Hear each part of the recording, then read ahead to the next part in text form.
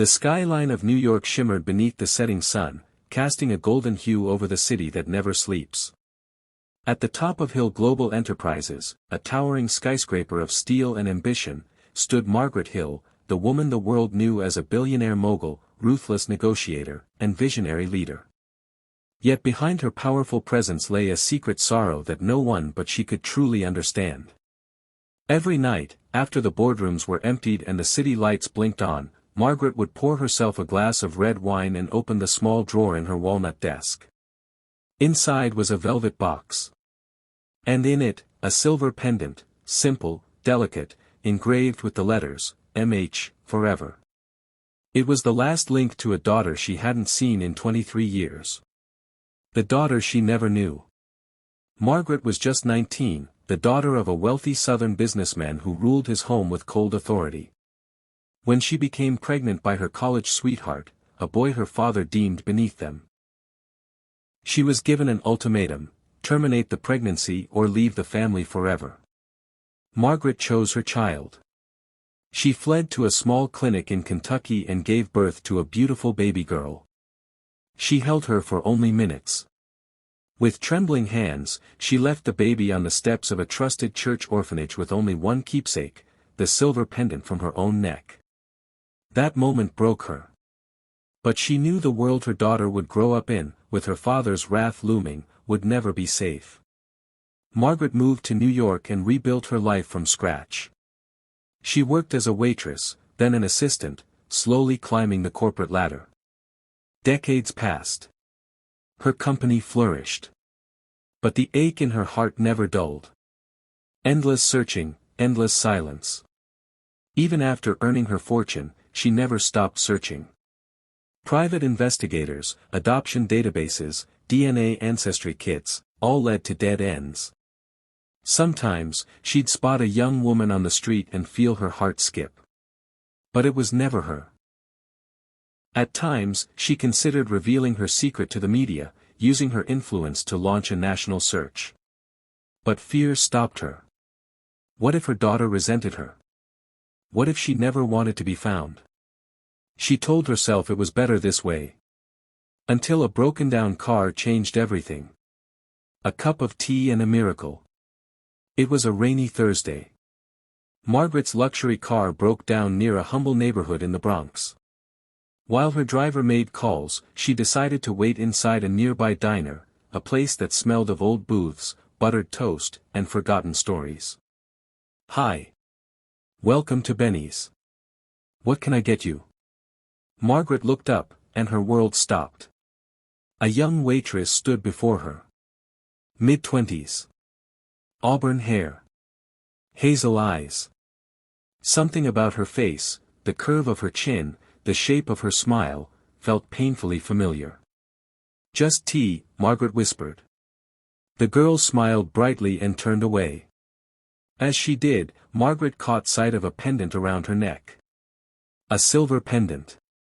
Her breath caught. It couldn't be. "Excuse me," Margaret said, her voice cracking.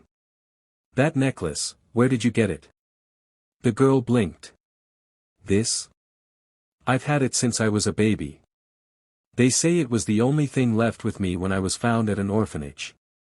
Margaret reached out slowly. "May I see it?" The waitress hesitated but handed it over. Margaret turned it over with shaking hands. "M.H., forever." Her knees buckled. "You're my daughter," she whispered. "The truth comes out."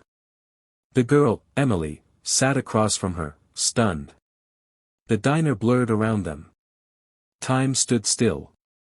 Margaret told her everything. The birth. The pendant. The decades of searching. The pain. Emily listened in silence, tears slowly filling her eyes. "All my life I wondered. I never felt like I belonged.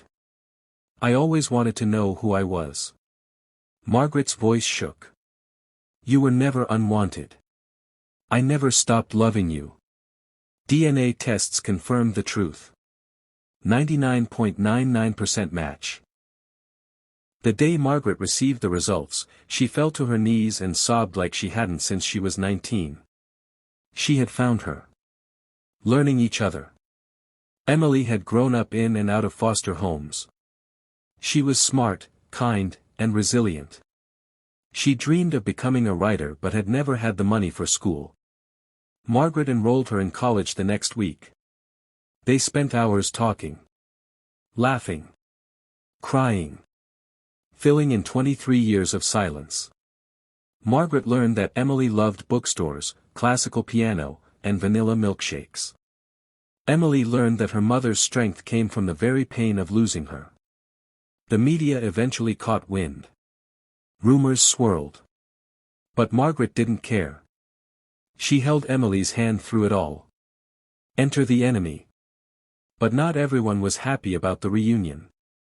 Victor Lang, Margaret's cunning COO and longtime business rival, saw Emily as a threat.